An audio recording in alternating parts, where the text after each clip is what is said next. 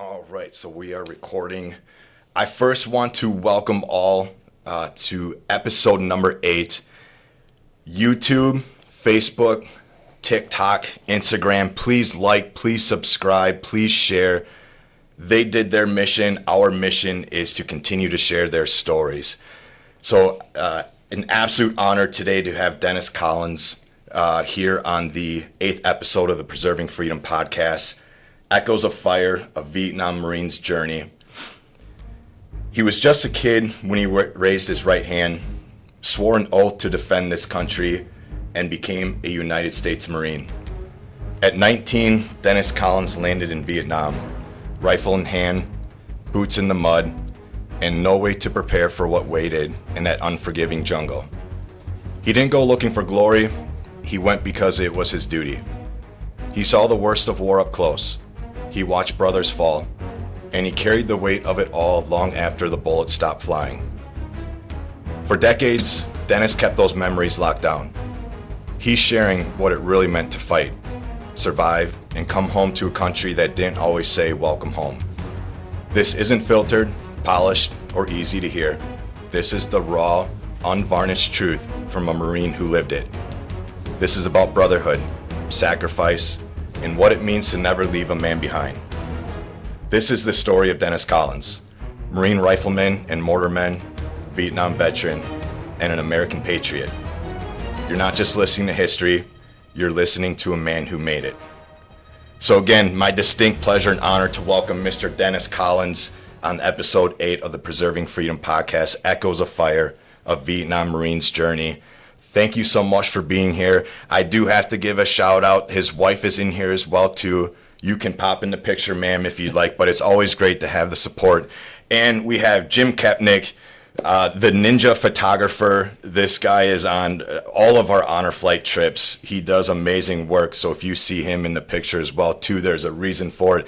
But Jim, always appreciate it. Thank you so much for the amazing work that you do for our veterans. He literally... It's just an outstanding individual. So glad to have everyone here today. Dennis, I'm going to have to ask, do roundabouts trouble you? Roundabouts? I get very upset when people stop at them. Okay, so it's the other one, the drivers that you're waiting for. All right, I just had to ask because, there's many people that listen to this throughout the country. We actually met, my wife and I, some people from Denmark that heard of Preserving Freedom podcast that were watching. And I don't know if they have roundabouts everywhere, but roundabouts for some people, you almost need a Nassau degree to figure it out. And it's just simply what it is. It's a roundabout, instead of a stop and go light. And yeah, it's easy to get frustrated at roundabouts. So I had a little incident at a roundabout. A friend of mine calls them rotaries. Rotaries. So Wisconsinite from birth? Yes, sir. Born in Green Bay, raised in Deep Pier all my life, except for when I went into service in about 10 years almost, when I was working in different states. Okay. And you have a lovely place up north. You don't have to share the location. I don't want anyone showing up at any point in time, but you're always busy up north, a lot of landscaping work, yard work. So I hope you truly do get to enjoy it up there. I call it my quiet place because it is. The only noise you hear is the traffic going by on the road about a quarter mile away. Yeah. And neighbors, the closest neighbor is half a mile. Oh, man. That's Bought nice. it in 2020, which was our COVID hideaway. Okay. We didn't have to deal with anybody but us. Oh, perfect. That would be perfect. As a child, what did you dream of becoming when you grew up? Never really. It was more like, what do you have available where we're at? And that was the paper mills. Okay. My dad worked in one. He started his own business after a while. He made paper bags. Things like that, and it was basically the printing industry and or the paper mills is what you look forward to, because I had no intention of going on to school. I barely made it out of high school. I didn't know I got my diploma until I walked across the stage and went, woohoo, I'm out of here. But then I joined the Marine Corps and that changed everything. So Yeah, a lot of paper mills in Wisconsin. I had a lot of family here as well too. That was the start of their journey. Yeah, the paper mills were, you know, that's where you made the money in Green Bay and De Pere. I mean, you could work retail and you could work gas stations and stuff like that, but you didn't make any money. You made your money at the paper mill. Yeah. Did you have any ambition at all growing up of being a Marine? No, as a young kid, 8 years old or so, there was TV programs on, The Big Picture and a few other ones that were on there, and you always went out in the yard afterwards or the next day and played Army. Yes. And we lived across the street. There was houses across the street, but behind there was a cemetery, and a pretty big cemetery, so we always used to roam around that cemetery. Hide behind trees and behind things like that, yeah. But as a young kid, yeah. Yeah. I'm glad you shared that.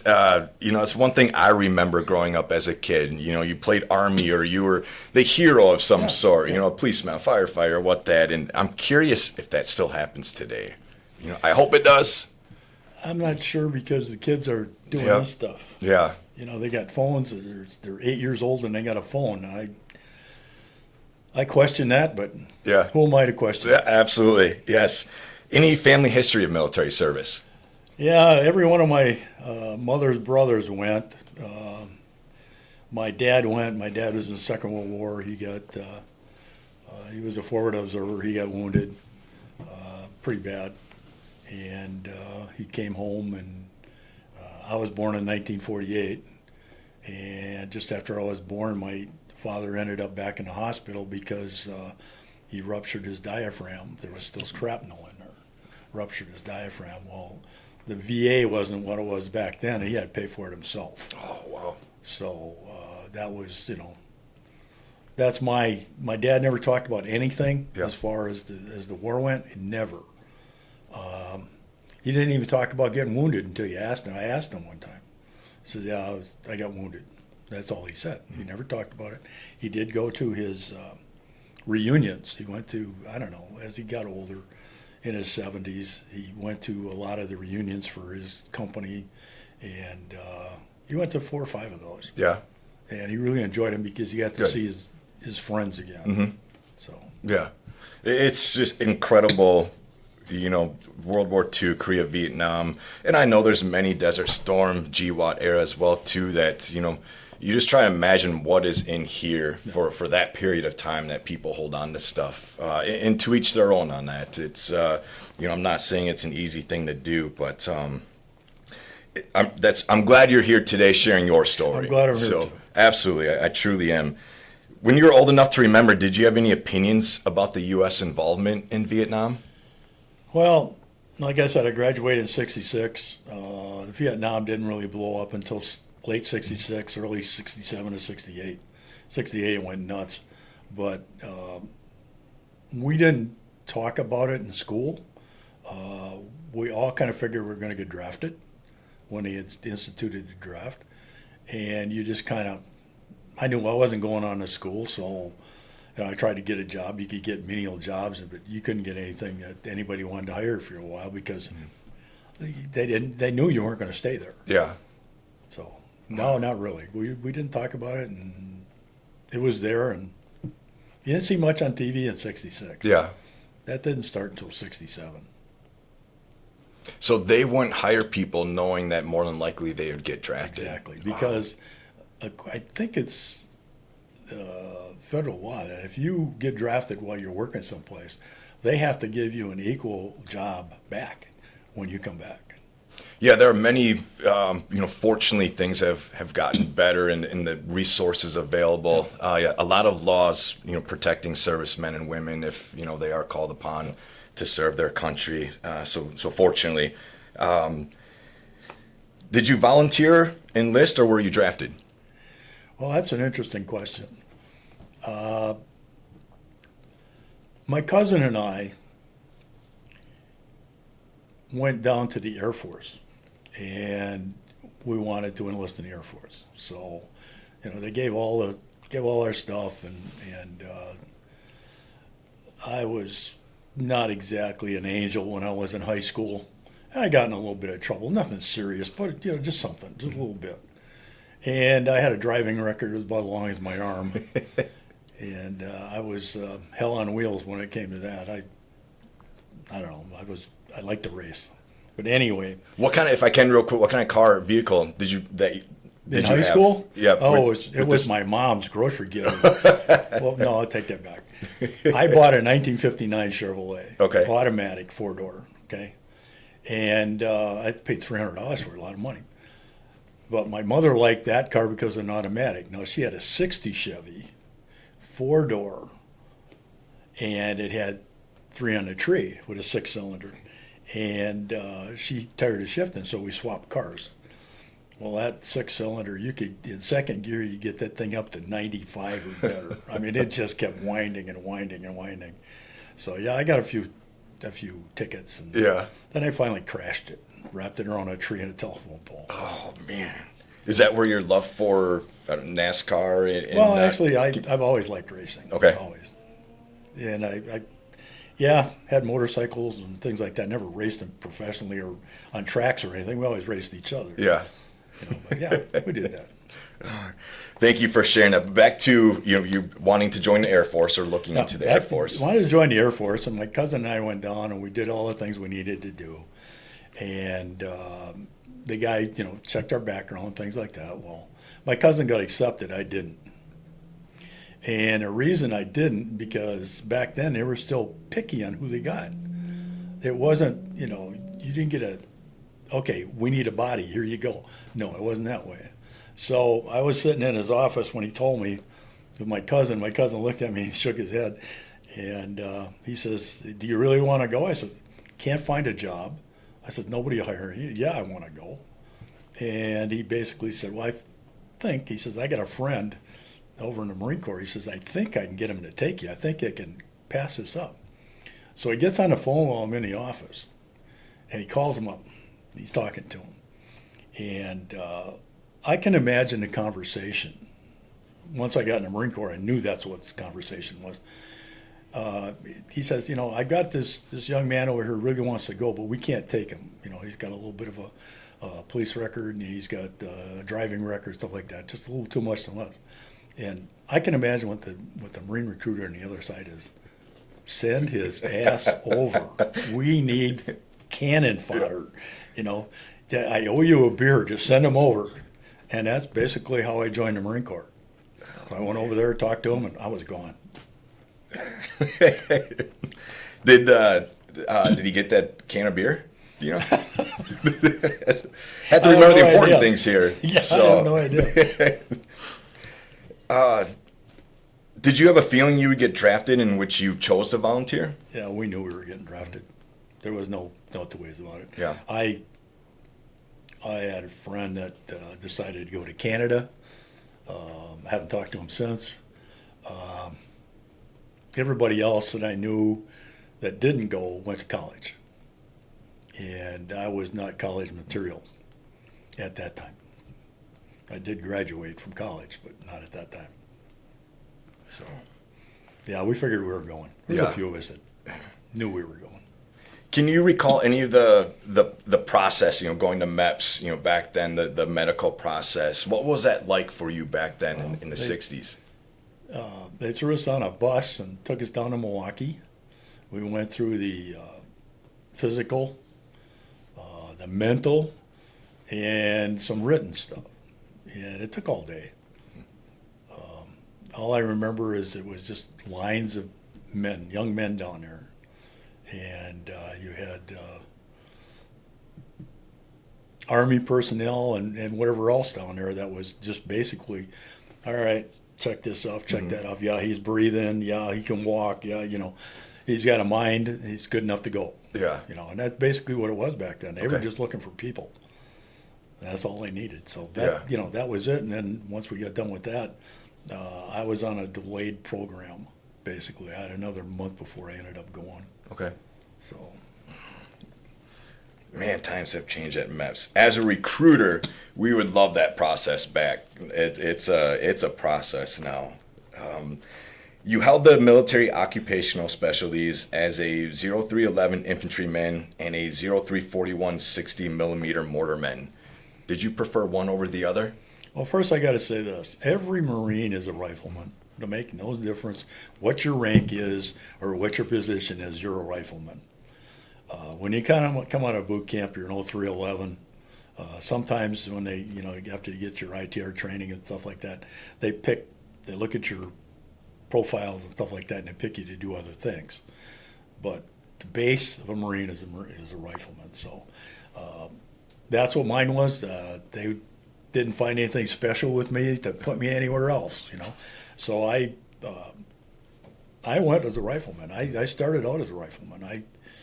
When I got to Vietnam, it was I ran convoys back and forth for the first month from our hill to Da Nang to pick up supplies and stuff, and then go back up. That's because they didn't need me in the field yet. So, yeah, I preferred the mortarman. Yeah. I was much better at it than I was at a rifleman. And the other thing, I didn't have to walk point. What was the training like to become? You said every Marine is a rifleman, infantryman. From what you can remember, what's the training like to earn that name? As a rifleman or infantryman. Actually, you earn the name of Marine? United States Marine. Yeah. Boot camp was 9 weeks long, and it was nothing more than break you down to the lowest thing on earth. We used to call it whale crap. And then they build you back up. And a lot of physical stuff, a lot of mental playing with your mind and making you do things as a team. It was always a team. If this guy screwed up, he got punishment, you all got it. And that was, there was a few blanket parties for a couple of guys. One of them happened to be a good friend of mine, and that kind of upset me because, he didn't have it all there. He shouldn't have been there to begin with. But Yeah. anyway, yeah, it's basically just physical fitness in boot camp, and then after boot camp, you learn more things like how to walk patrols and what you needed to do, capture and evasion. We had a 3-day session on that, where we were putting up, the whole group was putting up group, and you had to escape. Okay. And then you had to stay escaped because they had it all set up. Everybody got captured again, no problem. But that's what it was. And then we did some booby trap stuff where they'd make you walk the point for whatever it was, and there'd be a string across. If you didn't see it, you tripped on it or whatever. But other than that was all the training we had. Yeah. You learned when you got there. Yeah. I got to ask, how long for the capture and escape? How long did you last?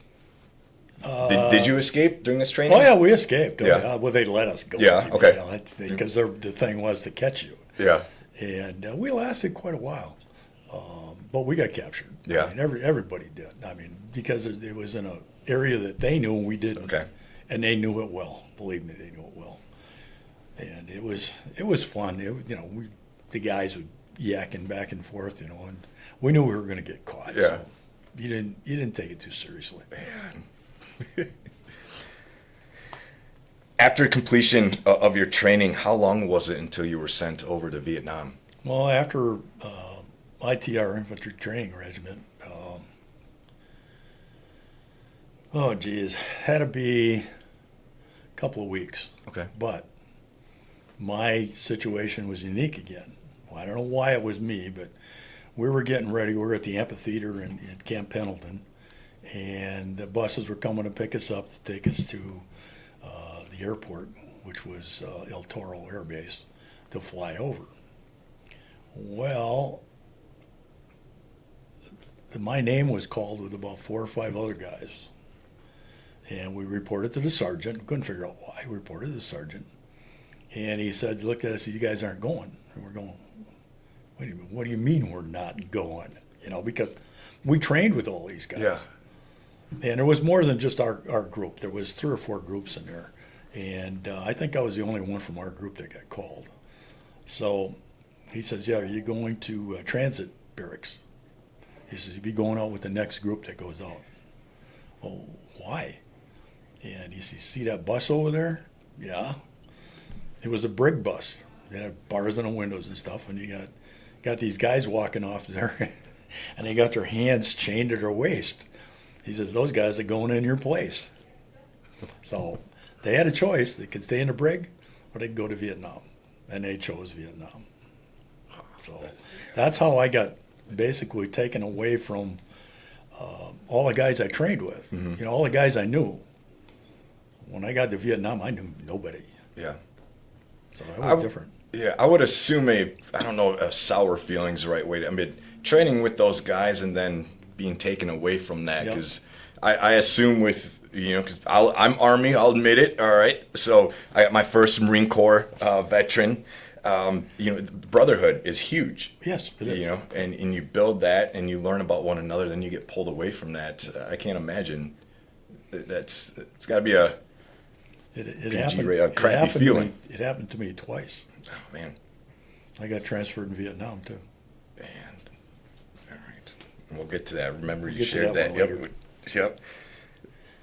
Did you have any R&R before you headed over? Or if they called it R&R after back then? after boot camp and the training, you got 30 days leave Okay. to go home, and then you went back and did a little bit more training or whatever it was. I forget. You know, it's what, 56 years now, and then you went over to Vietnam. Mm-hmm. But you did get leave after ITR training, boot camp. How did family feel about, well, first we'll say, how did the family feel? I assume they probably knew you were going to go to Vietnam if you joined the Oh, yeah. service, but how did your family feel Well, about it? Again, we didn't really talk about it. My dad didn't talk about it. He just told me to keep my butt down. My mom didn't talk about it. My brother and sister didn't. My friends didn't. And all I said was, "Yeah, I'd probably end up in Vietnam." Really? Yeah. Okay. And now, you know, to be honest with you, we didn't talk about that much. Yeah. I mean, it just, everybody assumed that's where you were going anyway. So they knew. And they did ask, you know, where you going next? And I had to tell them I'm going to Vietnam. So. Could you notice with your dad's military history, and as you had mentioned earlier, he kind of bottled everything in as well too. Mm-hmm. Did you notice when he knew you were gonna go? Could you notice anything change in him, or did he kind of still have that strong, you know, presence? Well, he changed a little bit. Mainly, it was he concerned. He knew what I was going into. He was there. He didn't express too much about that. He basically was take care of yourself. Mm-hmm. Follow the instructions you get from your sergeants and your people who have been there, and just duck. Be careful. Yeah. And that was basically it. You bring up, I think the other 7 veterans I've spoken to, all in some way responded the same way. What you just said is, you know, rely on your training, remember your training. You know, all of you have mentioned that in some form or fashion. Your initial thoughts about going to Vietnam, your feelings. It was inevitable. Mm-hmm. I mean, I knew it was going to happen. I knew I was going to go. You can't fight it, and I just accepted it basically. I said, okay, you know, here we go. You're invincible at that age. You never think you're going to die or you're going to get hurt or anything. You know, it's not going to be me. It's going to be the other guy. And fortunately for me, it wasn't me. I did get wounded, but that was no big deal. Got me out of the bush for 30 days. Any training that you went or went through when, you know, in Vietnam prior to what you were about to experience? Or was it just what you did at ITR? Nothing prepared you for it. Absolutely nothing we went through prepared you for it. The drill instructors or your instructors would talk to you about it, a little bit. You need to know how to do this. You need to do this. Follow the instructions, so on and so forth. That's the only basic training you got from them, and you ended up. The best advice I got was rely on the people who have been there. And in boot camp, it was rely on your fellow Marine. Who's ever in a pit next to you, you have to rely on him. He's got to rely on you. And if you can't trust each other, you're not going to make it. So you had to rely on the people you were around and the experience other people have had to help you out. Because the worst days to be there probably was your first month. Okay. And your last month. First month you didn't know crap. And the last month you kept ducking when you shouldn't, but you were so paranoid you were looking around corners. Yeah. And trying to, you wanted to make it home. You only got a month left. And that was, both times were trying times. I can't imagine. Your initial thought of Vietnam when you got there. What a mess. Yeah. We come flying in. Now, this is in the airplane flying in the first time. And I looked out the window. I was on a window seat. It was a commercial jet on a window seat. And I can see this orange cone off in the distance coming from the sky down to the ground. I'm going, what the hell is that? Well, within the first week of being there, I found out what it was. It was C-130 called Puff the Magic Dragon with his miniguns. And the miniguns can shoot 6,000 rounds a minute, and every fifth round is a tracer, and that's what that red cone was. And he always told us that you can put a bullet in every square foot of a football field with that thing. But yeah, that was my introduction flying in.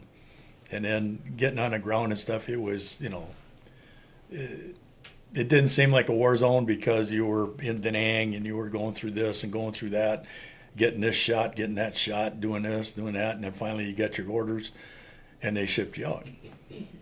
So. Puff the Magic Dragon.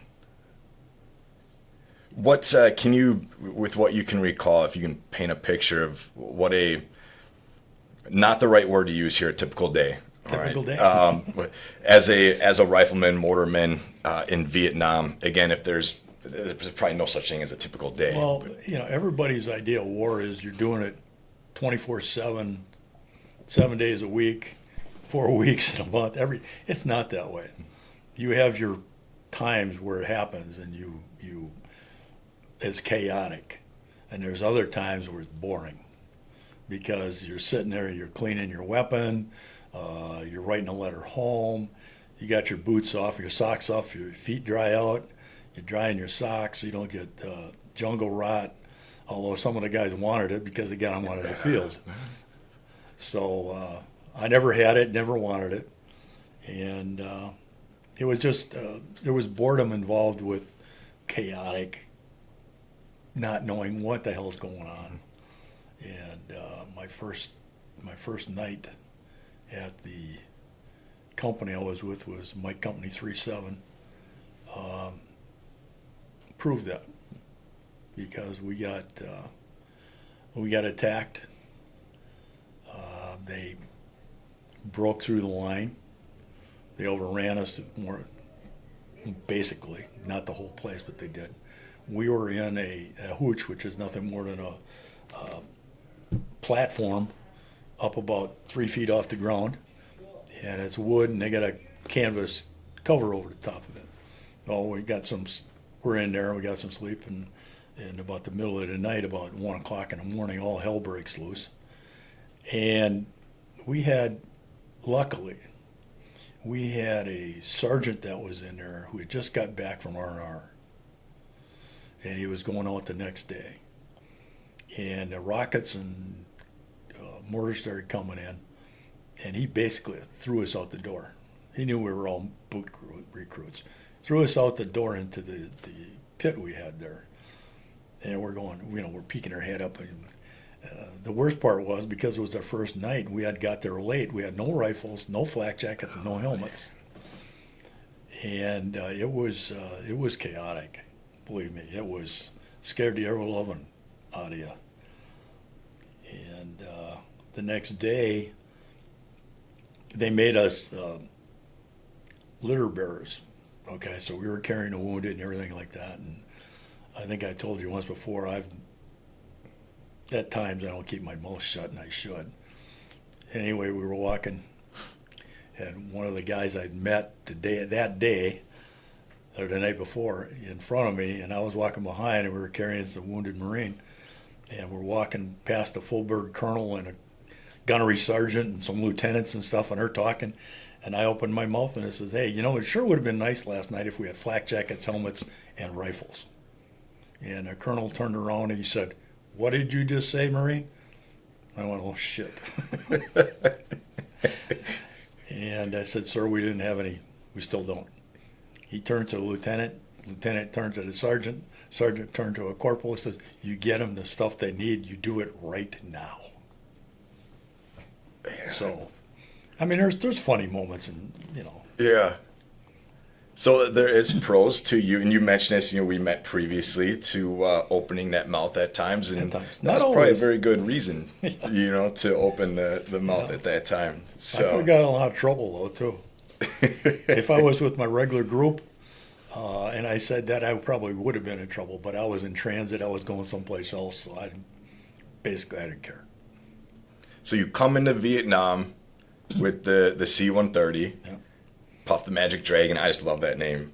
And then correct me if I'm wrong, your first night, you're After we thrown in a Get to the base. yeah. Our base camp, not the individual ones for different platoons and stuff. Yeah. Man, that's welcome to Vietnam. Exactly. Huh? Man. Exactly. The first night. How did And you? The Go worst, on. the worst part about that is we found out later they knew it was going to happen. They knew they were going to get something. Yeah. And they had helicopters on the helipad they had there. And they had reactionary forces ready to go. And that's after I found that out, I was really upset I didn't have a helmet, a flak jacket, and a rifle. But again, good thing you opened your mouth. Man, how did you stay alert, stay alive, stay connected to the Marines beside you in all the chaos? Well, when you first got there, you were so scared you didn't get hardly any sleep. The only time you got sleep was during the daytime when you stopped to rest. And you could lean back in your pack and put your head back, and you were sound asleep.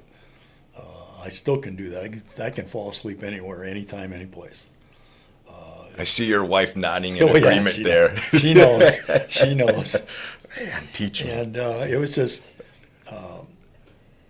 you had to rely on the guys next to you, and it basically when you were on patrol or you were on an ambush, not everybody's awake. You have guys sleeping, and you have to wake them up if something happens, and you just hope and pray that not all of them go to sleep. Mm-hmm. Because if they do, who knows what's going to happen. So, yeah, you had to rely on your people, and you just did that. I mean, they of all the training we got in the Marine Corps, that was it. That was, I think, their main core was to trust your other Marines. Mm-hmm. They're trusting you. You have to do that. You want to live, you have to trust them. Was there ever a time when, when you're on patrol, some are trying to get some shut-eye, some aren't. Did you have a difficult time when it was your time to get some shut-eye? I'm just trying to, with the nerves, the adrenaline. No, you were so tired sometimes that it didn't take much to fall asleep. But the slightest little sound or noise would wake you up. When I went on ambushes a couple of times, and when a cricket stopped cricketing, making noise, you woke everybody up. Because there was something out there. Don't know what it was, but there was something out there. Could have been monkey, or it wouldn't have been a monkey, but it could have been cat. We had, there was tigers over there. Most people didn't know that. And Did you ever come across one? never, we never did, but Man, I we can't had imagine. in the Stars and Stripes, we saw pictures where Marines had killed tigers. Jeez. Water buffaloes, they were nasty. Oh, man. Little kids, little Vietnamese kids be riding them, slapping them on the nose with sticks and everything. They'd see a bunch of Marines walking through the field and they're pawing the ground. They're ready to go. Man, I don't know why it was that way. those are some brave kids. Yeah, you don't. Actually, they did it all the time. It was Wow. like, cows now at your local farm. The kids are raised with the cows. The cows know them. Yeah. They know the cows. And that's just the way it was with the water buffaloes. Yeah. Because they plowed fields with them. And, Wow. Oh, man. Was there a moment in combat that's never left you that still lives with you today? yeah. I was on the line, and they were going out. The group was going out in an ambush, and we were in the perimeter. And I was talking to a young man, and we were talking about nothing, but we were still talking. Anyway, they went out, and an hour later they carried him back in a body bag.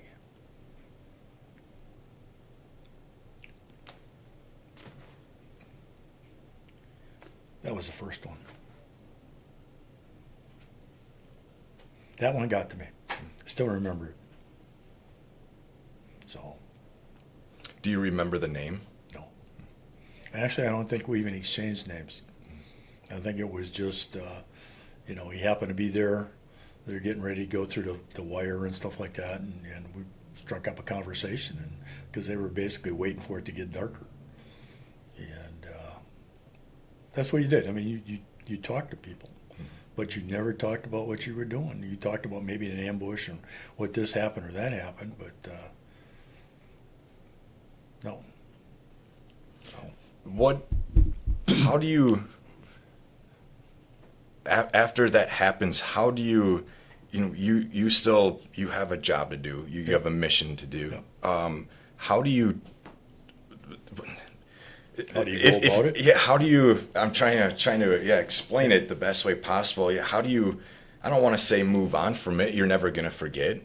No. But again, you have But a you mission, do- you have you a do job. move on. How did you do that? Basically, I didn't know the guy that well. I knew him, an acquaintance, and I had my guard duty I had to do, and it was okay. Basically, it happened to somebody else. It didn't happen to you. Yeah, you knew him, and you felt sorry for him and his family, but you had to move on. You had to think about you, yourself, and what was going on, and you couldn't dwell too much on it. It came to me more after I got out of Vietnam, after I got home. I don't know if you call it stress or whatever, but that's when it hits you more. Yeah. Yeah, because I had another friend that lost both his legs, and I had talked to him 5 minutes before that happened, and he survived. And he went. We never saw him again. And I was in Indianapolis. I was working there, and they have a parade, Memorial Day, whatever it is. Anyway, they had pictures in a paper, and there was this guy on this little three-wheeler with fake machine guns on it, and it was him. Oh, wow. Yep. He'd gained a lot of weight, but it was him. Jesus Quintana, Jr. Jesus Quintana. We are here with Dennis Collins, Marine Corps, Vietnam, combat veteran. What's something about combat in Vietnam that people who weren't there will never understand? It's not totally constant. It comes and it goes. And the other part, they'll never understand how chaotic it can be. And the fact that you're not thinking about it, you're reacting. I mean, I don't know how else to put it. You just don't. Yeah, you're ducking. Maybe you're putting your rifle over your head and just putting rounds out or whatever. For us, it was the mortar tube. We tried to help as much as we could. If we were in the base camp and they were around us close enough, we could drop high explosive rounds, or we could shoot up illumination rounds, which lit up the night for people in combat. So you tried to help each other. And we had firepower superiority over the Vietnamese, without a doubt. And sometimes that was good, sometimes that was bad. So I really can't answer that question other than the way I feel about it. No, and that's the answer. Yep. Yep. And I appreciate it. Thank you for sharing that. When when the chaos was going, you mentioned some people would, just kind of duck in the head and just shooting the rifle at whatever. And again, this is more to truly try and get an understanding of what it is that you all went through and dealt with when you were over there. Did you see anyone that just froze, like maybe in the fetal position, just No. No? No. No. You saw a lot of guys that were just flat out scared to death. And some guys didn't want to be there. Some guys did things to get taken out of the field. You saw it. It happened. I saw it happen. And you just look at them and shake your head and walk off. So, no, nobody in that type of position. No, that never happened. We had a lot of scared guys, but you'd be surprised the stuff you can do when you're afraid. I can't imagine. I want you to share your story of your 20th birthday. All right, because I love this. I think it's truly deserving. Your leadership back then probably wouldn't have, or your fellow Marines. But please share your story, 20th birthday. All right, Christmas. My girlfriend at the time and my ex-wife now, her home ec class. She was still in high school. Her home ec class got together and put together a goodie box. And the goodie box was probably 3 feet high by 2 feet by 2 feet. And it had everything in it. It had cookies. It had cans of pudding. It had Dinty Moore beef stew. It had Good and Plenty candies. It had, you think of it, it was in there. Well, there was also a bottle of scotch in there because her dad ran a bar, so she swiped one of his bottles of scotch, I'm sure, and put it in there. And that was in December. Well, I saved that bottle of scotch. I was going to crack it, and I didn't. My dad sent me another one, and we drank that one. So my 20th birthday, sitting on a line in a bunker, drinking scotch out of a canteen cup with the guys next to me. That was my 20th birthday. And it was, we didn't get drunk. You didn't dare get drunk. But you had enough. You had a lot of fun. So that's my 20th birthday. I was at least on a line. I wasn't out in the field doing anything. Yeah. I bet those Marines around you, though, appreciated it. Oh, the guys in the bunker with me. Yeah, there was 3 of us. Oh, man. Did you ever work closely with any Vietnamese? We pulled, after we got out of Way City, when we got the ever-loving crap kicked out of us, we had corporals as platoon commanders because, I mean, we got the ever-loving crap kicked out of us. And I wasn't there for that. I had been wounded previous to that and spent 30 days in the hospital. But the main fighting in Way City was pretty much calmed down, wasn't over. When I got there, they trucked me in and we got in there. But I kind of lost track of your question too. What was the question? If you ever worked closely with any Yeah, Vietnamese. okay. We had what they called True Hois, which was either North Vietnamese or Viet Cong that switched sides. And we had a couple of them that we dealt with. But after Way City, and we did bridge duty along Highway 1, and we protected the bridges. And we got to know some of the kids. And the one particular bridge, and I can't remember what number it was or whatever it was, but they had a doctor there. And he invited us over to his place for a feast or a dinner or whatever. And that's the closest we came to.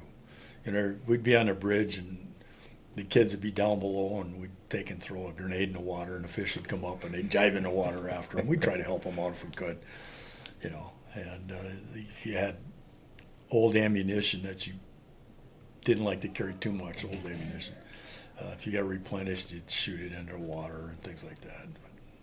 Was that was that something common for them to invite you for a feast or? No, no.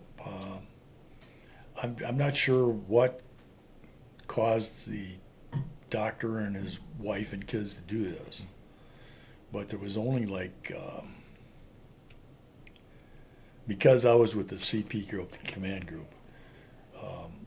I was one of them that got to go along with my 3 mortar guys, and they had bamboo shoots, which is like spaghetti when you cook them, and they had water buffalo, and smoked water buffalo, which I got very sick on, but and they had a bunch of other stuff. Yeah. We supplied other things, you know, some sea rat cakes and cookies and things like that, you know. So it was one day out of probably 30, you know, and he had a good looking young daughter, and all the guys were really, you know, and they wore that full length dress, Mm-hmm. you know, and he must have had some money because he dressed in the 9s all the time. So that was one of the guys. His name was first name was Blaze. That was his real name too, and I won't say his last name, but his first name was Blaze, and he had a big thing for that girl. Yeah. Oh boy, he had a big thing for that girl. He'd do anything for her, anything. So nothing ever came of it. Yeah. Nothing ever came. Was there any hesitation from your group of, you know, a local or Vietnamese is inviting you into No. their home? Not really, Okay. because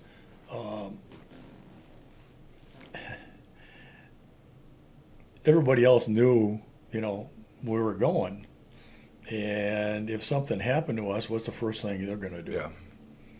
You know, no, so nothing ever happened. Okay. Do you mind sharing your story? So you are a recipient of the Purple Heart. Are you willing to share your story on how you received that? Yeah.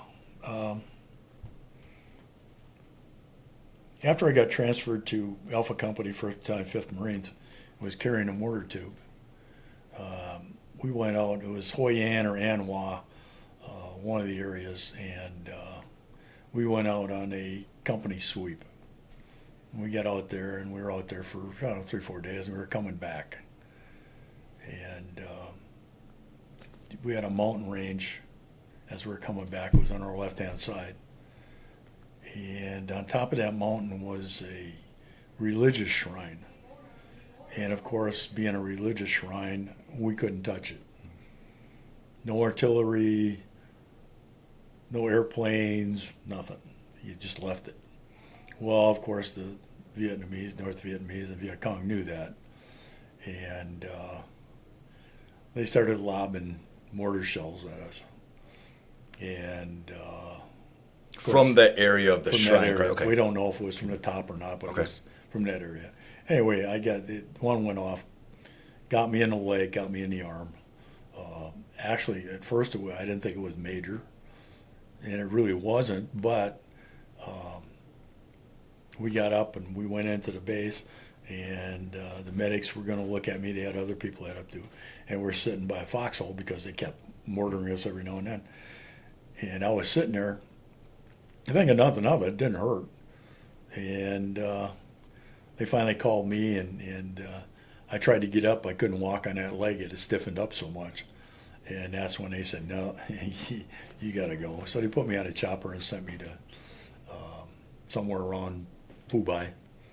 And went in there. The doctors looked at it, and they went in, do what they got to do. And then they sent me to Cameron Bay because I needed to get the use of my leg back because it was stiff as hell. Anyway, and they, I guess that's my story. I missed a lot by going to Cameron Bay for the 30 days I was there. And I don't know, when I was over there, I'll say this, I was very lucky. My time, that 30 days, saved me from the heaviest crap in Waste City. I went afterwards, they were still fighting, but it saved me the heavy stuff. And I got transferred twice. Once after boot camp and once when I was there. And I went from being a rifleman, and I was getting ready to go out on my first operation with the company, and they called we called them office pogies. Anyway, the guy come out and called off, I don't know, 3 or 4 names. Mine was one of them again.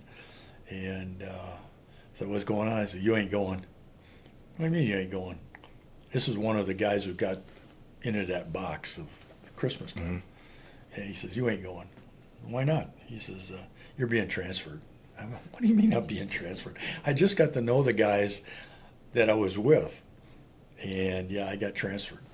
So that was another lucky deal because they gave me a mortar tube when I got transferred. And that was a lot better duty than being a rifleman walking the point and stuff like that. Although it still wasn't fun. What are you all carrying as a mortarman? Well, I had some rank by that time. I was a Lance Corporal, I think. And I carried the base plate and mortar tube, 3 mortar rounds, 2 bandoliers of machine gun ammo, my 45, my 4 or 5 canteens of water, my backpack, and C4 for the engineers. Well, the only thing I didn't mind carrying was the C4 because you roll it up in little balls and you heat your water with it for your coffee and hot chocolate, and it heated it up almost instantly. And it was great stuff. You always wanted that. But yeah, we carried a lot. Now, my pack probably weighed by the time 60, 70 pounds, somewhere in that vicinity, along with the C rations and everything else. And the mortar tube was, I would say the whole tube probably weighed, with the base plate, 45 pounds, maybe more. How's your back feeling? Actually, unless I bend over a lot when I'm doing something standing up, my back is great. Oh, good. Wow. But everybody carried that stuff. Yeah. I mean, the grunts carried a little bit less, but they weighted them down with machine gun ammo, and they weighted them down with grenades and claymores and things like that. And they had them carry mortar rounds too. Every now and then we'd have too many to our guys to carry, and they'd give everybody 1 round.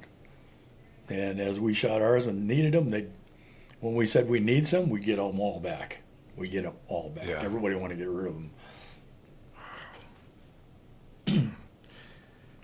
We are here again with Dennis Collins, Marine Corps, Vietnam veteran. How did you deal with fear, loss, and the constant stress of combat back then? And how do you carry that today? Well, back then, like I said, you felt you were invincible, even though you knew that around the next corner or the next 5 minutes you could be one of them. You couldn't think about it. You just, it was in the back of your mind, but you didn't think about it. You acted. You did what you needed to do. Sometimes when you sat down, when you had a break from company movement, or you were in position where you were protecting something or whatever, you camped for the night, you had a little bit of time to think about it, but then you would talk to your guys too. And you talked about different things. You talked about your girlfriend. You talked about where you were from. You talked about what you did. You never really talked about what was going on. You may talk about some of the people we lost. Some of them were bigger than life because they were characters. And Big Red was one of them. We were on bridge duty. We got attacked, and he was a crazy guy. He had a machine gun. He stood up and started stacking them in the wire. They got him. He died. One of the other guys Rosie was on the bridge, and they blew the bridge up. He didn't make it either. You couldn't dwell on the fact that you lost somebody. Maybe later when you were, some downtime, you went back to the base camp and you got what we called a break, basically. You'd go back and you'd get some hot chow, you get a change of uniform. If it was a big enough rear area, you had a club, an EM club, believe it or not, and you could get some beer. Well, the beer was always warm, and it was stuff like Kingsbury and Ballantine, and I mean, it was nasty, just nasty. So, but yeah, you didn't think about it, and the stress was always there. I mean, you always had stress because you never knew what was going to happen. So Big Red and Rosie. Rosie. You said, right? Big Red and Rosie. Everybody had a nickname. Yeah. What'd they call you? Well, my initials are DR. They called me Doc. Okay. And that didn't last long. After that, it was Corporal. Yeah. Sound, smells, memories that wouldn't or won't leave you alone from Vietnam. That's a real tough one. The gentleman I talked about, they brought back in a body bag. My best friend in the service getting killed on July 5th, 1968.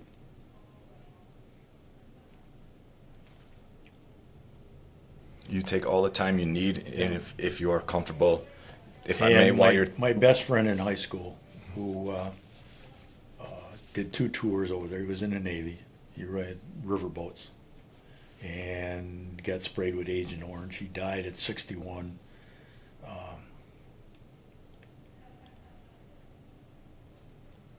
Complications of Agent Orange.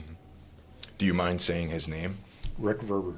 And then on July 5th, you mentioned his name? That was Richard Brown. Richard Brown. Right. Thank you for Richard sharing Samuel that. Brown. Everybody called him Sammy. Sammy?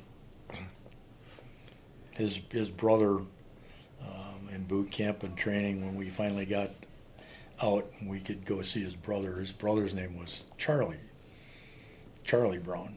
His real name was Charles Howard Brown, but everybody called him Charlie. He was bigger than life. He broke his neck surfing, and he was a quadriplegic. And he had a partner that he'd roamed around with all. And Charlie was married, and his wife's name was Hilda. And she had 2 daughters. One was Penny, and I can't for the life of me think of the other girl's name. But his buddy, his name was Rhodes, and his first name was Dusty. Dusty Rhodes and Charlie Brown. I mean, we had a blast with those guys on the weekends. And never did too much after I got back from Vietnam because Rick was gone, and I did see him once or twice.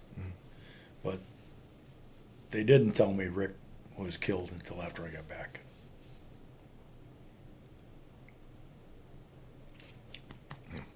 Thank you, Mr. Collins, for sharing that. You've talked about this kind of throughout so far, the brotherhood with your fellow Marines. What did brotherhood mean over there? Life and death. To this day, if you see a Marine, you call him brother. just the way it was. Yeah. You relied on them so much. You relied on each other. If you needed a canteen of water and they happen to have two, they give you some. It's just that simple. You had to watch out for each other, or you never knew what was going to happen. Mm-hmm. And that, like I said before, that is the big thing that I think boot camp beat into your head. Is you rely on your brother, you rely on your fellow Marines. That's what's going to get you through all this stuff.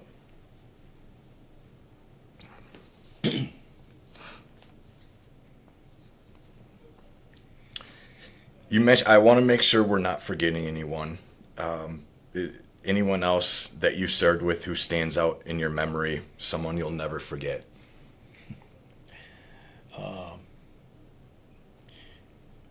Funny story, my senior drill instructor, Staff Sergeant Brennan. I was over in Vietnam. I was there for, 6 months already. And we're in the rear at and I think it was Fubai. Anyway, we're walking through doing stuff, and I look up and he's standing right in front of me. Only he went Mustang. Mustang is you go from enlisted to officer, and he was a warrant officer.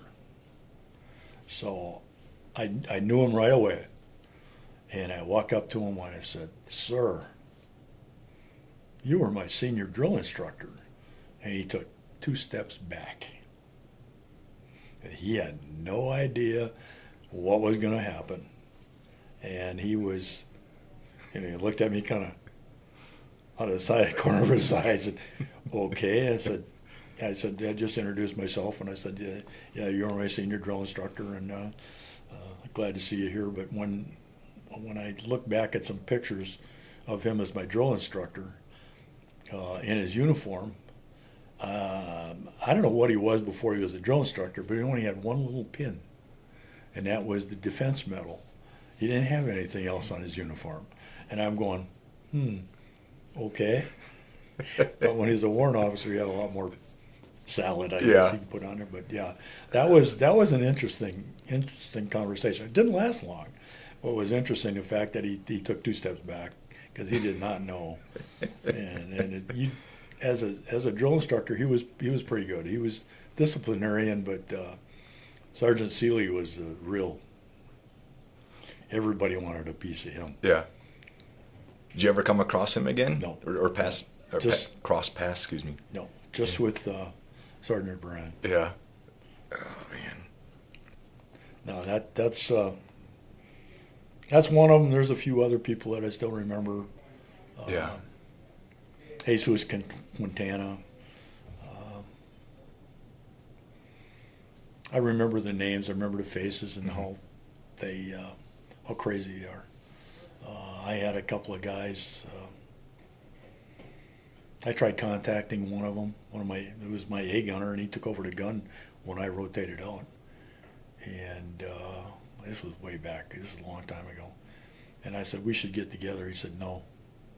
He says, all a get together means is you go out drinking, get stupid drunk, and he said, I'm not going to do that. And that's where it ended. He lived on the East Coast. I lived in Wisconsin. The other one was in Texas. A couple of years ago, I went to Texas. I tried looking him up, found out he died. So, you remember people. Yeah. You remember faces, and you remember some of the stupid shit you did. I'm sorry. You're good. No answer but your answer. Yeah, so, and the things we did with other people that we know. Mm-hmm. Oh, very good. What do you carry with you today from those who didn't make it back home? I'm sorry? What do you carry with for those that didn't make it back home? Wishing they were here. Rick Brown I never got to say goodbye to. My buddy Rick Verber, I did get to say goodbye to Rick. Still a shock. I mean, I still get teary-eyed when I talk about them. But mainly, I guess I'm selfish because I always looked at, the things that we did and the things that we planned. He had plans, I had plans. We talked about that. You talked about that a lot. What are you going to do when you get home? I don't know. I'll probably work in a paper mill or something like this, and I want to try this, I want to try that. So, you miss the fact that I never got a chance to meet Rick Brown's wife. He got married before he shipped out. I knew her as an acquaintance. I never got to really know her. She got pregnant and never kept track of all these guys. Once we got back, you don't want to talk to anybody. So I carry a lot of guilt, I guess, because you think about it and say, why was it them, not you? What did you do different? Well, I place mine as being very lucky. Right place, right time, being transferred twice. Whether being wounded was lucky or not, it was, because I didn't see much of the house-to-house, door-to-door, window-to-window stuff that these guys saw in Way City. I did see some of it, but not all of it. And Way City was a real ball buster. That was no fun. Again, here with Mr. Collins. Thank you very much for sharing that, sir. What was your homecoming like? Did you feel welcome or forgotten? Well, no, I felt welcome. When I flew home after Vietnam, I flew into Chicago. I didn't tell anybody I was coming home. I flew into Chicago. I talked to my aunt, and she picked me up at the airport. And her husband was a salesman. He was out of town. So the first place we stopped was a liquor store. And that night, I got pretty toasted. Anyway, the next day, I got, my flight was back to Green Bay. And I called people that night, probably because I was half in a bag, and told them I was coming home. Well, we need to be home tomorrow. Where are you? Chicago. And I told them where I was at. And my dad, my mom are divorced. They were divorced then. They both met me at the airport, along with my brother and my sister and my girlfriend, and it was pretty happy times. Better than when my dad found out that I got wounded. But anyway, yeah, the homecoming is okay. And then at the time we could drink beer in Wisconsin at 18-year-old bars. I was 20. I didn't turn 21 till April 60. Yeah, I guess I was 21. April 68. But anyway, I was 20. We went to the bars I used to hang out in. And then I met a couple of my buddies from high school and stuff like that, and they took me to, it was a little place, it was a sports bar because it was at a shooting range. Okay. And we used to call it was called the Sportsman's Club. We went there, and we started drinking. It was all beer, just beer. And they had peanuts in a shell, and you couldn't put them on a bar. They had to be the floor. And we just got stove up. And I walked in there. You don't have a whole lot of money when you come home anyway. I think I had $20 when I walked in there. I think I walked out with 30. And I was drunk as hell, and it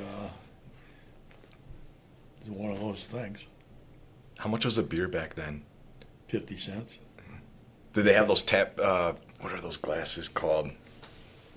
Were they pints or like They're bottles. The tap? Okay, all right. We had the little ones, the 8-ounce bottles. Oh, man. Or you had the 12-ounce bottle. Yeah, It was fun. And honest to God, you know, we didn't talk about Vietnam. We talked about everything else. Yeah. What happened? What are you guys doing? How come, you know, this and that? I talked to a couple of guys that were getting ready to go in too. First thing I told them was, don't be first in line, don't be last in line, don't volunteer for nothing. But came in with 20 and left with 30. That's a good night. Pardon me? You came in with $20 and left with $30. Yeah. That's pretty good. So I don't know if your wife's setting you up right now, That probably but I is. appreciate it. I'm to ask you about meeting your school buddies in Vietnam. Oh, Jesus. Thank you I was for gonna that. I was gonna cover that for going home, but on the flight home. Well, let's back up a little bit.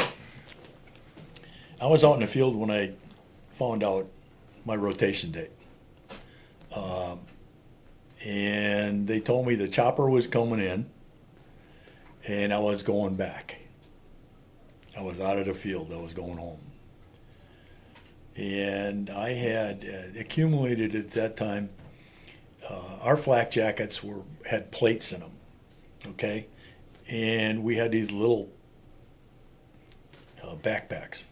Well, I had accumulated through some of the other guys rotating a flak jacket that was I don't know if it was Army or Air Force or Navy. I have no idea, but it was about 2.5 inches thick and it was real soft.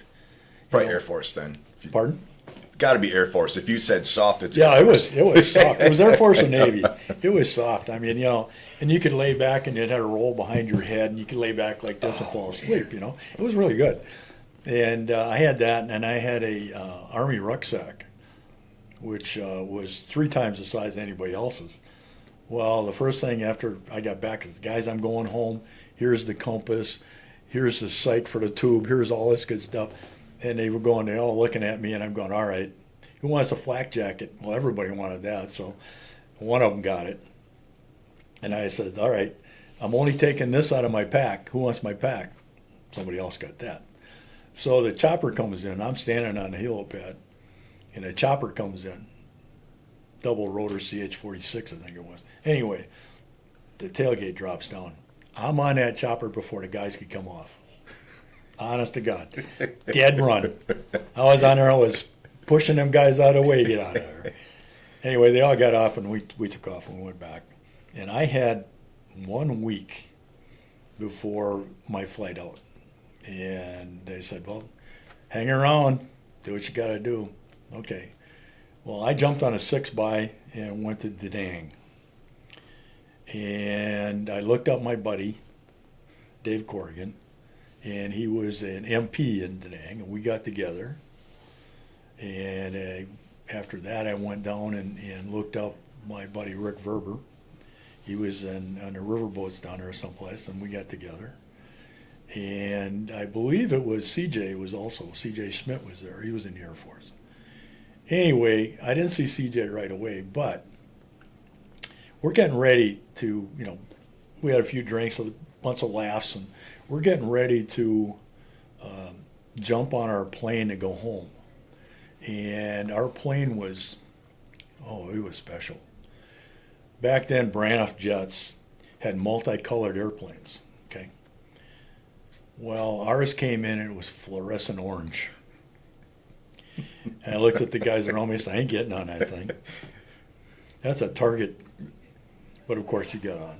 But anyway, as I was standing there, those 3 guys showed up to see me. So that was special. Yeah. And they're all good friends. Rick was my best friend. Dave lives in Arizona. I see him 2-3 times a year. CJ lives in Algoma, which is just outside Green Bay. I see him all the time too. It was just, it was special for me. I bet. And I was headed home and they were staying. Yeah. So all I could tell them was keep your head down. Mm-hmm. Thank you for that question. I appreciate it. Wow. Fluorescent orange too. Yeah, it was, honest to God. Because you kind of, as you mentioned, coming in, you see those tracers, Yeah. bright, right? And Yeah, and then you're leaving. leaving and You're looking at the plane, you're going, oh my God, it's fluorescent orange. I mean, what bigger target can you have? man. But you made it. The best thing was, though, round-eyed girls as stewardesses. That was a treat, too. Yeah. Because when I was in the hospital for 30 days, they had a couple of round-eyed nurses, which were basically American nurses. And that was funny because the officers were all over those girls. Yeah. Yeah. Remember, your wife's here, I Mr. know, Collins. I know. When you returned home, did you feel you had to learn how to live all over again? No, I didn't feel that way. I basically had in my mind what I wanted to do. I wanted to get a job. I wanted to, at that time, get married, which I did. Wanted a family. I have 2 children. I have a daughter and a son. And I just wanted to do my own thing. I didn't want to have these guys, basically saying, well, you're going to go here this day and you're going to, no. I ran a machine for a place called Shade Information Systems. We made continuous computer forms. And I started out as a roll handler, putting rolls on a machine, and then I became a machine operator, and then I became a supervisor. And I went to school. I went to tech school. Got a 2-year degree in 4 years. I was working full time, had a family. Once I got my tech degree, I decided to continue. You got to remember, I barely got out of high school. And I went to St. Norbert's College in De Pere. And in 4 years, I graduated from there. So I graduated in 1985 when I graduated from college. By then I was divorced. Got downsized from my job because they were selling the place and a few things like that. And I was looking for a job. And I went out to Colorado for a job interview, did that. I went to Illinois for a job interview. I went to Indianapolis for a job interview, and I liked the Indianapolis job. Okay, but I'll tell you a little story about my flight from Green Bay to Indianapolis. Now, my wife gave you that question. This is about her. I met her. She's giving me the evil eye. I met her when I started the job. And my flight from Green Bay to Indianapolis was on I call it a shoebox with a wing, because it had 2 motors, and that's what it looked like. It was square. The wing was on the top. It had 2 rows of seats. And we take off. We're flying over Lake Michigan, and we hit a storm, and that thing is just everywhere. I mean, we're bouncing up and down. We're going around, and we're doing this and that. Anyway, land in Indianapolis. She had given me the number to use a taxi. I used a taxi, went to the hotel which they had set up for me. I mean, she set all that stuff up, but I had to give her some, a little bit of the business anyway. So I did the interview the next day, and the guy who interviewed me, I said, by the way, who made my reservations? He said, well, that would be Barbara. I said, okay. I said, is she here? Yeah, she's sitting at the front desk. Okay. I went up and said, how or why did you make those flight reservations on a Green Bay? Oh, my God. So I gave her a bunch of business about that. I've never let her forget it either. I've told that story many times. So and here you two are. Yeah, and here I am. Yeah. So that's my story about Barbara and the flights. She thought I was a complete ass. But I drove a nice car. So it was the car that got you, right? Well, she's What was her response when you asked that question, though? Why'd you fly out of Green Bay? Did she well, respond? no, she knew us. I flew from Green Bay to Chicago to, Okay. but it just, yeah, she kind of looked at me like, who the hell are you? And why are you talking to me? Like I said, she thought I was a complete ass. It was meant to be. Meant to be. Sometimes she still feels that way. Sometimes some of the stupid things you do. We'll have her on next. I'm sure it'll be your time to just let go. Just vent. I'd be very interested to hear what you have to say. If again, here with Dennis Collins, his wife Barbara, Marine Corps Vietnam vet. If you could speak to your 19-year-old self before shipping out, knowing what you know now, what would you tell your 19-year-old self? Don't do it. Or maybe go to the Air Force because you get better flak jackets. Yeah. Well, I ruled out the Army. I ruled out the Navy because I didn't want to float or anywhere. And the Air Force I figured I'd get some schooling. I'd be able to do something. Airplane mechanic. I was always into working with my hands or something like that. And I was really disappointed I didn't go to the Air Force. My cousin went. He ended up being a generator mechanic out in the field. Uh-huh. So he saw a lot of the stuff too. And my other buddy, CJ, was in the Air Force too, and he was an electrician in the Air Force. And I just really, back then I wanted to go because I wanted to get some sort of schooling or something. And I knew the Army wasn't going to give it to me. And the Navy, I just didn't know. It didn't appeal to me at all, floating around on a ship. So when they said Marine Corps, I just decided at the moment, hey, I just want to get out of here. Mm-hmm. I'm going to go one way or the other, and at least I get a choice. And that's why I went to the Marine Corps. Yeah. But don't do it. That was what you would tell the first, all right. We got in a plane to fly out to, we flew into San Francisco. There was 3 or 4 of us on a plane to go to boot camp. And our plane got delayed. And we flew out there, and we were a half hour, 40 minutes late getting there. Well, then we had to fly to San Diego.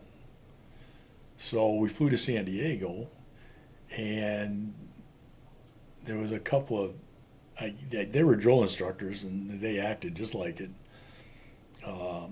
They were waiting for us. Everybody else was on the bus, and they were waiting for us.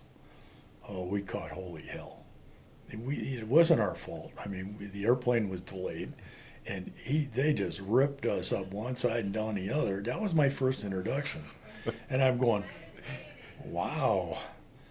My second introduction was we got there late at night, and they kept us up all night, polishing brass in the headquarters building. We polished everything, and if it was brass, it got polished. Was it all of you that had to stay up, or did you? Yep, everybody. Okay. Everybody. And the next morning, we hadn't eaten anything now for quite a while. The next morning, everybody starved. So they take us to the chow hall, right? And you're walking through there, and these guys knew what was going on because we're still in civilian clothes. They're slopping stuff on a tray. You got a pile this high. And you pull it back, no, I don't want any of that. No, you can't. At least they abide by that. Well, get to the table, you set your tray down, you sit down. No, you don't.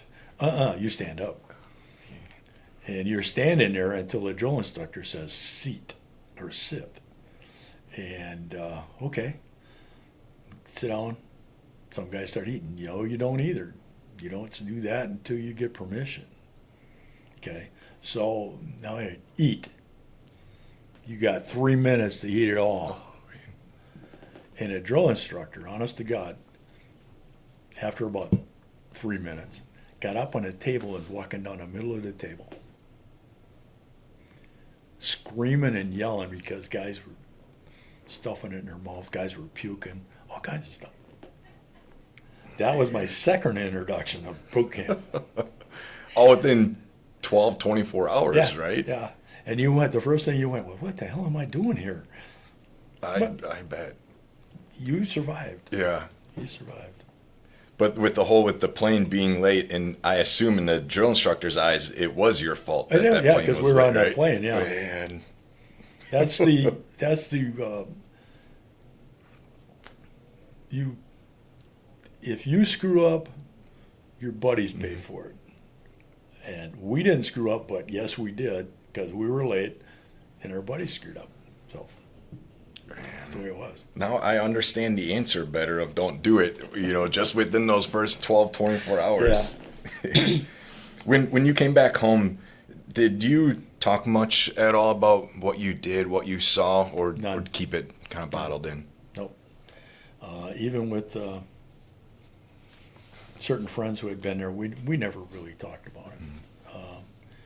We, say a couple of things. Well, like when I was leaving, I got to see these guys, or I looked them up and saw them on their boat or wherever else they were, things like that, and things what we did when we were on leave, when we were out of boot camp and things like that. What we did there, you talked about that stuff, the fun times. You didn't talk about the dark times. You just, I still don't talk about it. I'm surprised I'm doing this, but it just. You keep it inside. It's there. It's not going to go away. It's there, and sometimes some of it leaks out. I've never really talked to Barb about it. I've told her some of the funny stuff and the good stuff. I've never talked to my brother or my dad. My dad never talked about the Second World War at all. We talk about the good things and the camaraderie we had with the people we had, and how crazy some of these guys were. There was crazy fun, not crazy fun. And some of the stupid shit we did. But no, I kept it pretty much bottled up inside. When I went to college,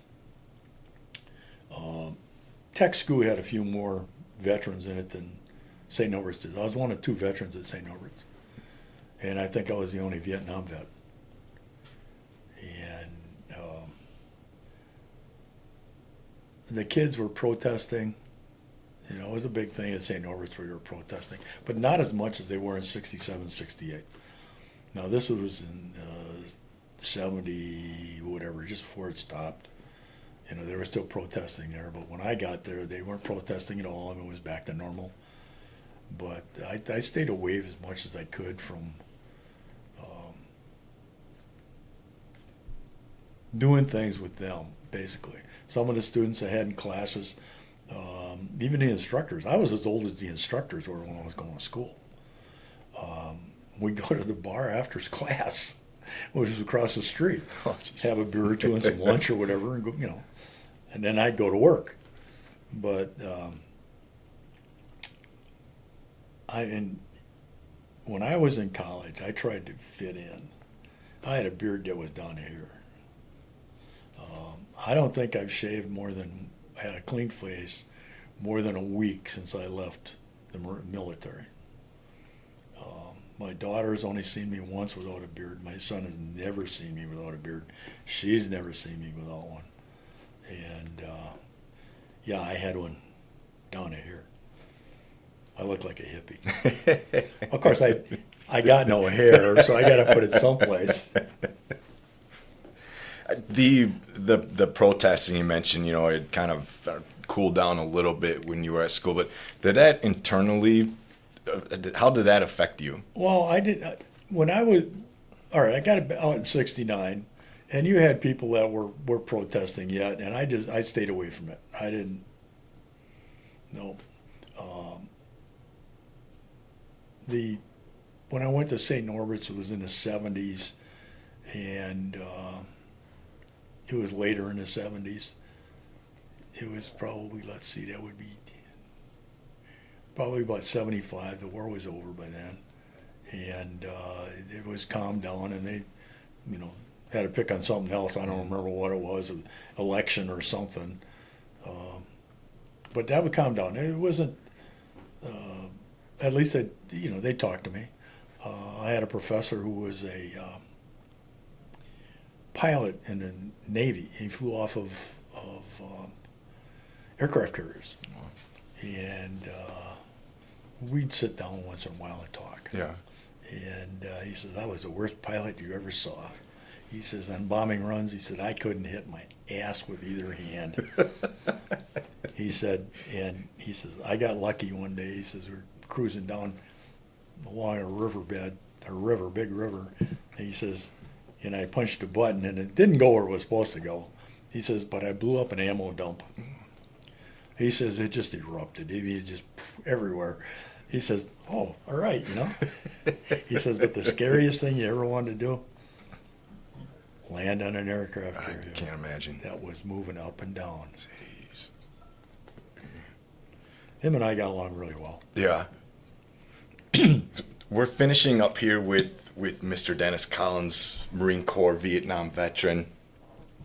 What was or still is the hardest part of healing or trying to this day? I'm sorry? What's the hardest part of trying to, part of healing from what you saw, what you did over in Vietnam? The hardest part is every now and then something will trigger something. My trigger is hearing a Huey helicopter. It's got a certain blade noise that is, you know exactly what it is when it's coming. It's got a whop, whop, whop, and you know it.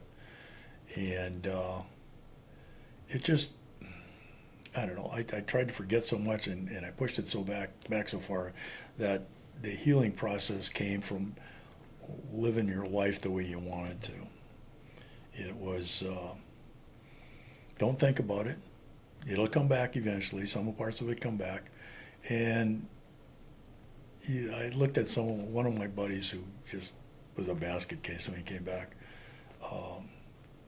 And I saw what it did to him. And it just, you just pushed it to the back. You didn't think about it. You went on with your daily life, and that's what healed you.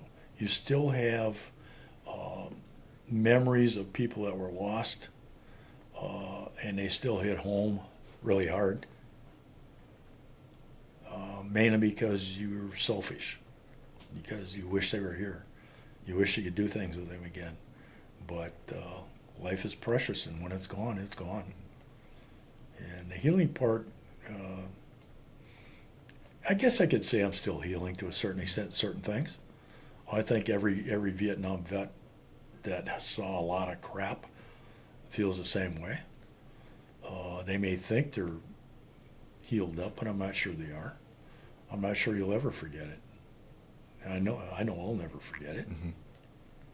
It's just part of you, and you just try to live your life the best you can, and do the things that you want to do. There's a lot of things you don't want to do that you have to do, but that's the same thing as when you were in the service. A lot of things you didn't want to do, but you had to. Part of life. Yeah. And that's my best answer to that question. I don't know how. I think I'm still healing to a certain extent. Yeah. I'm sure she'll tell you the same thing. There's times where I'm a little difficult to get around. Not as many as there used to be, but time takes care of that. Mm-hmm. So I'm going to assume when you first met her in Indianapolis with that question of the flight, she probably knew what she was getting into. But you found the perfect one, right, to help you with the process. So you got to go on do you remember what honor flight number you were on with Old Glory Honor Flight here in Northeast Wisconsin? Or roughly when it was? 2019. Okay. 2019 in October. Okay. I can't. That's fine if you don't remember the mission number. I don't remember the flight number. Yeah. Can you? How was that experience for you? Humbling. To have all these people as you walk through to go to the flight. You're laughing and giggling with the veterans, and you're not really talking about Vietnam or anything like that. You're just talking as people.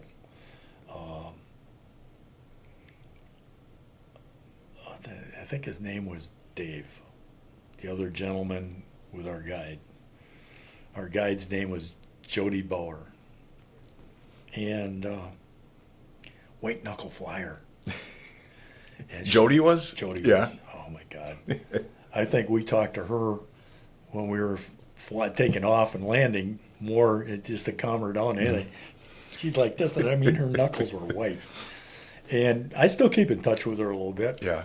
I'll send her a text now and then and say, like when I was here last time, I sent her a text and said, hey, you'll never guess where I am. Yeah.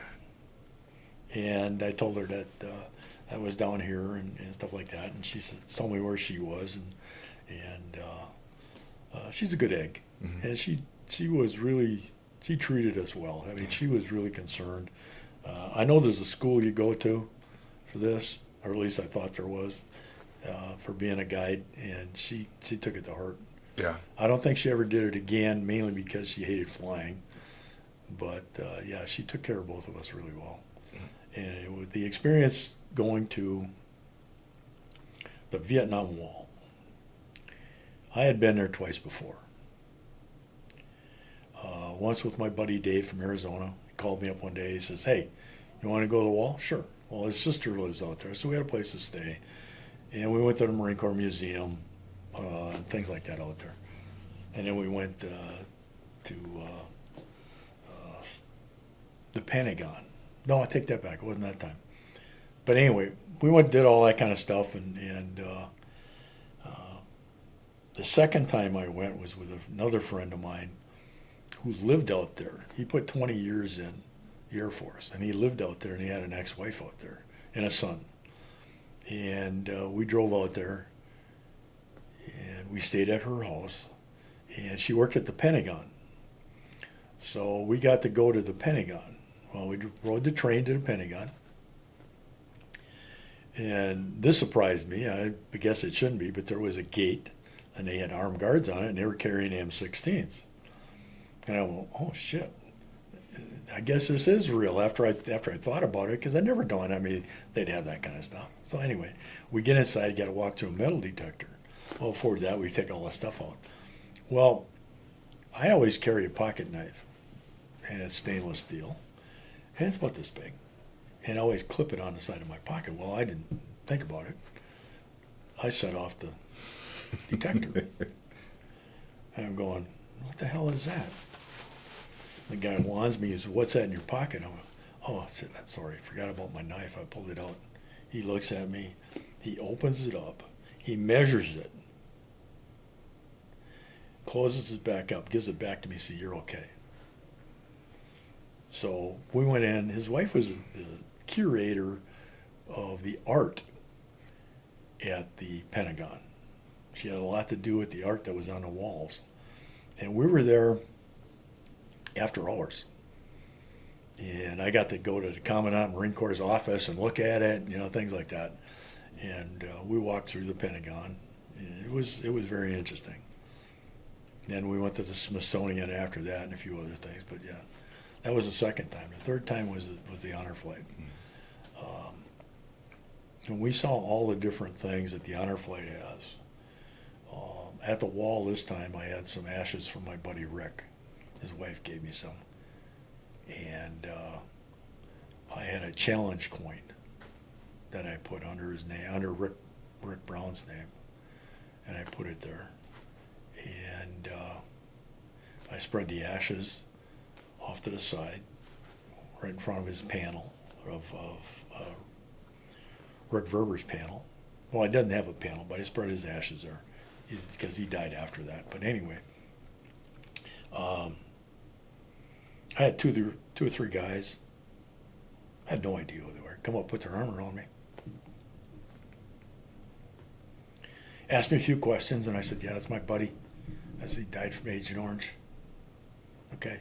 So anyway, we were roaming around and walking through, and went over to the Korean Memorial, went to the World War II Memorial. That had just finished. They finished putting it together.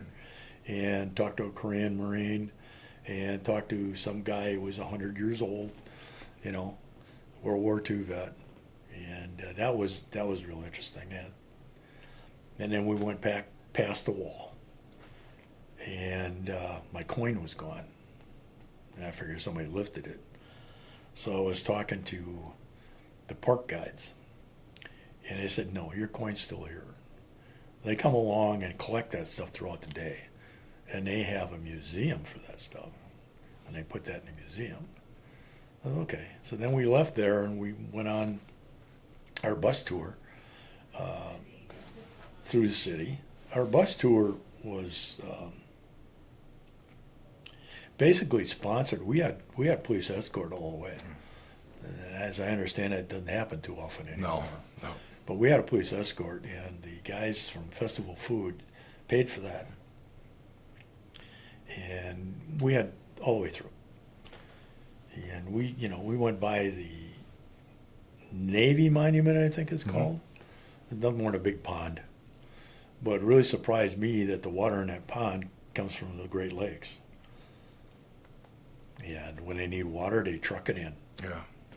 That really surprised me. And then we went to the Air Force Monument. Or no, that was the last one. When we went to Marine Corps flag raising, that hit home. Yeah. Arlington? Yeah. You get to go We there? went to Arlington too. Yeah. And what the hell? Something happened in Arlington. Somebody was, I don't know, talking, or and a guard stopped. Oh, yeah. Turned and faced him, and basically told him, "Shut the up," and turned around and continued. And we went down below where they have their inspection they get before they go out, and that was interesting as heck. And the fact that they can't drink while they're a guard anytime, whether they're working or not, that's their thing. They do not drink while they're being a guard for the Tomb of the Unknown Soldier. Just can't do it. I don't know how many follow that, but, they're not supposed to. And then we went to the Air Force one, and that was interesting as far as, Yeah. it was interesting to see that. And we ate lunch there. We had box lunch. We ate lunch there. And then we went, I don't know, I'm not sure how exactly where we went first, but we ended up at Lincoln Memorial. And we went through a bunch of rooms and a bunch of buildings back over on the side over there. And that was very interesting because I had never done that when I went there the first two times. We just went to the wall and did our thing. And Jody, our guide, was, oh God, you guys need something to drink? You okay? You need to sit down? Stuff like that. She was great. And she was sitting in a lap of, one of the presidents is there. I forget who it was. It's a statue where he's sitting. He's in his wheelchair. That's Roosevelt? Roosevelt. Yeah. And she's sitting on his lap, and I got a picture of that. Yeah. That was pretty fun. That's a beautiful memorial or Yes, it monument. is. Yeah, Yes, it it's is. very, one very that- nice. I really liked was the Korean one Yeah. with the guys walking in the field. Mm-hmm. World War II one was great. And again, they had just finished that. And the Vietnam was the one we went to see. And yeah, because I was there 3 times, the third time, it wasn't as emotional as the first time. So, but we found out a few things about the wall. Somebody one night left a Harley Davidson motorcycle there. That's in the museum. Wow. They've had all kinds of stuff that's been left there. But the most unusual one that we found out was the Harley Davidson motorcycle. Wow. People leave boots, leave hats, leave uniforms, trinkets of all different sizes, demilitarized grenades, everything. They leave everything there. And that was an interesting trip. And then we got back to the airplane, and there was a crowd there when we got back on the bus. And I'm going, holy crap. This was all right. So then we're flying home, and nobody told us we'd get all the letters. Well, hell, I had a stack of letters like this next to her. Good job. Good job. Then we got to the airport in Appleton, and we had another crowd of people. And my kids were there, my grandkids were there. and some friends, and it was really a good time. I did go to my friend Eddie Berg went on one, and I went there to greet him when he came back. So Yeah. it was very interesting, very humbling. Uh, you had guys in wheelchairs. It was just, yeah. What would you tell veterans, because our mission at Old Glory Honor Flight, we're not done. We're Yeah. not close to being done. What would you tell veterans that haven't gone on their honor flight yet? Well, first of all, I tell them to go. Secondly, I've got a friend, his name is Paul. He was not Vietnam era vet, and he doesn't feel, because he never made it to Vietnam, he was in Okinawa, he feels that he shouldn't go. And I keep trying to talk him into going. And I'm almost going to put his name in, and hopefully they call him. And if he ever tells me they called him, I'm going to tell him, you're going, I'll be your guide. I'll go with you. We'll get him signed up. We should do Yep. that. Yep. That would be amazing. He's, there's a few other ones that haven't gone too, that I've talked to and said, you got to go. Get the chance, go. You'll never regret it. Yeah. Never regret it. So. Oh, appreciate that. Yeah, for any veterans out there, any family that are listening that have veterans anywhere in the country, because there's 120 some hubs, I believe, in the country, get those veterans signed up. Yep. In a worst case, when their name gets called or picked and they don't want to go, we just, we'll put them at the bottom of the list and we'll try again. So whatever it is that you did, you deserve a flight. There's a seat with your name on it and you deserve to go. So I appreciate you sharing that, Mr. Collins. My last question for you, and I ask every veteran this on the show or on the podcast, if you had the entire military today, our armed forces today that are currently in, and you could give them a message or advice, what would you share with them? That's a tough question. Probably stay the course.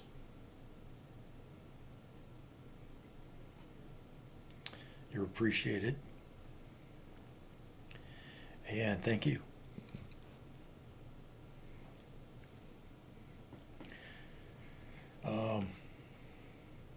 I have respect for every one of them.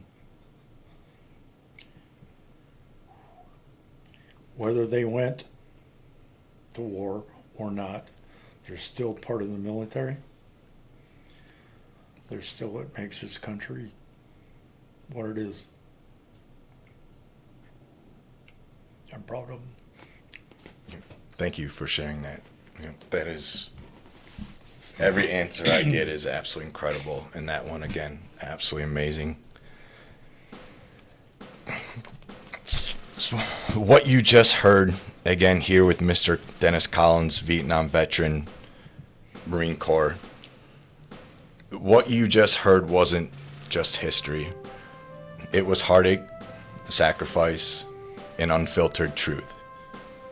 It was a story of a Marine who went to war not for glory, not for recognition, but because his country asked him to. At just 19 years old, Dennis Collins traded comfort for chaos, peace for gunfire, and youth for something most of us will never fully understand: combat, survival, and the unbearable cost of freedom. In the thick jungles of Vietnam, knowing every step could be his last, he saw brothers fall. He carried them in his arms, and he's carried them in his heart ever since. And when the fighting stopped, the war didn't leave him. It followed him home.